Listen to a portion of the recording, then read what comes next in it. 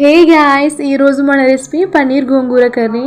ఇష్టం లేని వారు కూడా లొట్టలు వేసుకుని తినాల్సిందే. చికెన్ కంటే ఎంతో టేస్టీగా ఉంటుంది.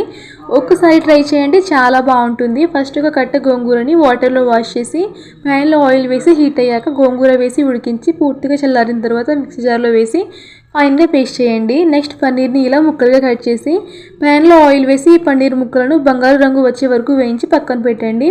తర్వాత కట్ చేసిన ఆనియన్స్ ముక్కలను వేసి వేగాక 4 పచ్చిమిర్చి చీలికలు, గుప్పెడు కరివేపాకు, అల్లం వెల్లుల్లి పేస్ట్ వేయండి. అల్లం వెల్లుల్లి పేస్ట్లోంచి పచ్చివాసన పోయాక 1 టేబుల్ స్పూన్ సాల్ట్, పసుపు, 2 టేబుల్ స్పూన్ కారం, 1 టేబుల్ స్పూన్ ధనియాల పొడి, కొద్దిగా గరం మసాలా వేసి మిక్స్ చేసి వేయించిన పన్నీర్ ముక్కలను వేసి 1 గ్లాస్ ఆఫ్ వాటర్ వేసి మీడియం ఫ్లేమ్లో 15 నిమిషాలు ఉడికించి గోంగూర పేస్ట్ వేసి మిక్స్ చేసి ఆయిల్ సెపరేట్ అవ్వగానే స్టవ్ ఆఫ్ చేసేయండి.